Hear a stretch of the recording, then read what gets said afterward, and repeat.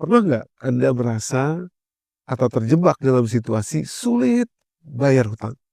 Di video ini kita akan buka bagaimana anjuran Nabi SAW supaya kita bisa terbebas dari hutang. Suatu hari Nabi Muhammad SAW bersama dengan Abu Sa'id Al-Khudri radhiyallahu anhu bertemu seorang pemuda di dalam masjid. Nabi bingung kenapa pemuda ini ada di masjid sambil wajahnya itu betul-betul penuh depresi, seperti tertekan sekali. Lalu kata pemuda ini, "Ya Rasulullah, saya banyak hutang. Hutang saya ini membuat saya tidak tenang, tidak bisa tidur tenang, tidak bisa makan yang enak dan lain sebagainya."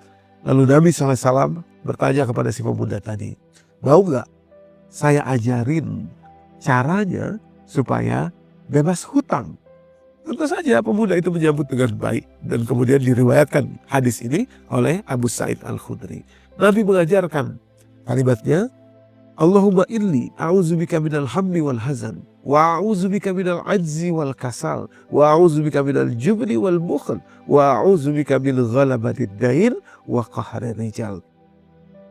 Ada seorang pernah bertanya ke saya, "Ustadz, saya baca doa ini berkali-kali, satu hari bisa 100 kali saya baca itu.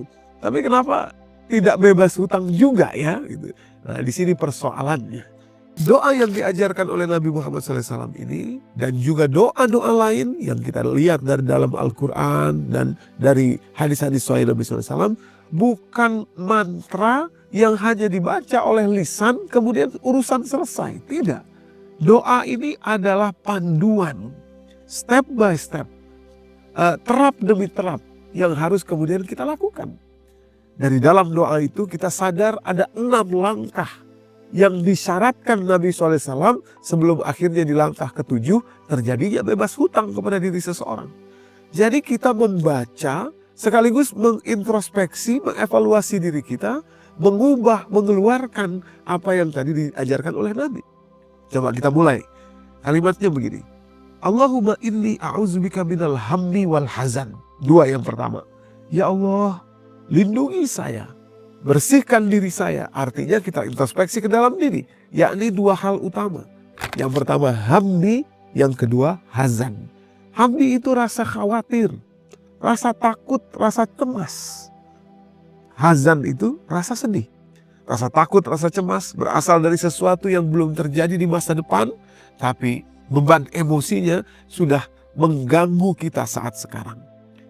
Orang terlilit hutang dan makin terpuruk, susah keluar dari situasi yang seperti itu justru karena rasa takutnya, rasa cemasnya, memikirkan bagaimana nanti, bagaimana besok dan seterusnya. Padahal justru di sini inilah akar utama yang harus diselesaikan. Buang rasa takut ini dan kemudian baru kita bisa menatap langkah yang kedua, yakni hazan. Hazan itu sedih. Dan hazan itu berasal dari masa lalu. Sesuatu yang terjadi di masa lalu. Tapi beban emosinya ada sampai hari ini membelenggu kita. Marah kepada si A, dendam kepada si Anu, rasa kecewa kepada si itu. Membuat seorang manusia itu betul-betul tertekuk, tertunduk dengan rasa sedih, rasa khawatir, rasa dendam tadi itu. Sehingga tidak bisa maju ke masa depan. Langkah yang ketiga, wa'udzubika minal ajzi wal kasal. Berlindunglah atau bersihkanlah. Sifat yang ketiga adalah sifat pesimis. Orang kalau sudah dalam kesulitan, dia akan cenderung pesimis. Melihat apapun, dia akan pesimis. Gak mungkin, gak bisa, gak ada modalnya, gak mungkin gak mungkin itu. Lakukan saja dulu. Keluar saja dulu. Kerja saja dulu. Buat sesuatu. Ya, karena dari situlah sebetulnya akan ada jalan keluar. Kalau kita baca doa ini tapi tidak melakukan sesuatu, kita tetap pesimis. Kapan ada jalan keluarnya? Yang keempat, kasal, malas. 3 penyakit tadi, hammi, hazan, ajzi, menghasilkan malas. Jadi di rumah saja, berharap ada yang bayarkan hutang, berharap bebas hutang, tapi tidak melakukan apa-apa. Malas, kasal.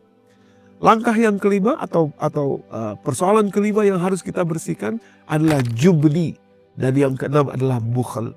Jubni itu pengecut. Pengecut. Memang kita sedang ada persoalan. Memang ada hutang yang harus kita bayar. Itu real.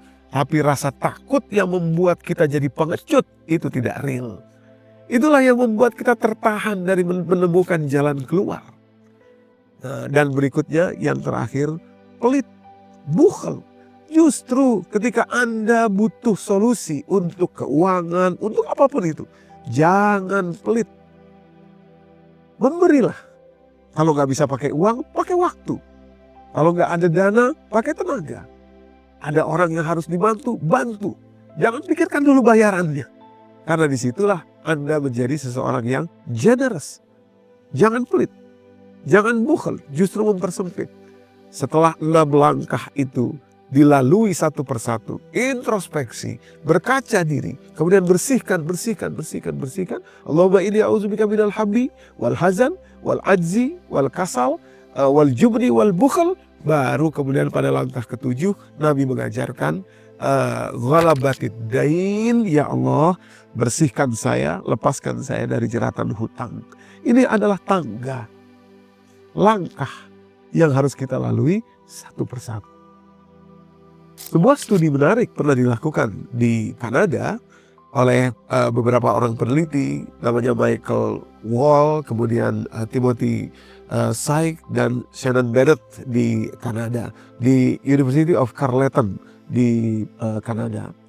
Penelitian ini menarik sekali, melibatkan lebih dari 100 orang mahasiswa baru dalam penelitian tersebut. Mahasiswa-mahasiswa baru ini diajak untuk ikut penelitian, dan di semester atau di ujian pertama mereka nilainya itu buruk. Nah, diinventarisir yang nilai-nilai buruk, diajak penelitian. Rupanya untuk supaya nilainya di ujian berikutnya atau di semester berikutnya menjadi baik, mereka harus punya skill untuk bisa memaafkan diri mereka yang lalu, untuk bisa keluar dari jeratan emosi pesimis tadi itu, untuk bisa keluar dari jeratan emosi menunda-nunda belajar jalan keluar karena adanya rasa bersalah di ujian yang lalu yang buruk. Sebagian partisipan diberikan cara oleh para peneliti. Bagaimana caranya supaya keluar dari tekanan karena rasa bersalah sebelumnya itu ada nilai yang buruk. Dan akhirnya yang diberi petunjuk tentang bagaimana keluar dari tekanan rasa bersalah itu, justru nilai mereka berikutnya jadi lebih baik. Sementara yang tidak diberi petunjuk tadi keluar dari rasa bersalah, mereka bahkan terlebih terpuruk lagi. Judul penelitian itu, I forgive myself, now I can study. Dampaknya luar biasa. Bagaimana kita membersihkan beban-beban jiwa dan mental kita untuk bisa keluar dari persoalan hidup kita. Persis seperti doa bebas hutang yang diajarkan oleh Nabi Muhammad SAW. Ini bukan hanya sekedar bacaan mantra, dibaca 100 kali, 1000 kali, bukan. Ini seperti resep. Kalau kita baca resep, misalkan resep bagaimana membuat bakwan, kita baca resepnya, masukkan terigu sekian, masukkan air sekian, masukkan telur ayam sekian. Tapi tidak dilakukan, terigunya tidak diambil, telur ayamnya tidak diambil, airnya tidak diambil dan lain sebagainya. Maka resep ini hanya sampai mulut saja untuk dibaca, tidak akan pernah ada bakwan yang kita tuju tadi. Doa yang diajarkan Nabi bukan hanya sekedar untuk dibaca, tapi ini adalah petunjuk jalan, resep, lakukan tahap demi tahap, terap demi terap. Sehingga betul-betul kita bisa keluar dari jeratan hutang seperti yang Nabi SAW telah ajarkan untuk kita semua. Jadi, ayo pakai resep ini. Resep Nabi Muhammad SAW. Tapi ini resep. Dan resep itu bukan hanya untuk dibaca, tapi untuk dilakukan. Situasi susah keluar dari hutang memang sangat dipengaruhi oleh suasana hati, suasana jiwa, tidak bisa move on dari persoalan, dan biasanya ada faktor penyebabnya, yakni merasa menjadi korban atau victim mentality. Untuk tahu lebih jelas, lebih banyak mengenai victim mentality ini, klik di video berikut ini ya. Ketika kita menyebarkan kebaikan, maka kita mendapatkan juga pahala yang besar. Dengan likes, subscribe, dan share video-video ini, insya Allah kebaikan-kebaikan tersebut juga kita akan dapatkan.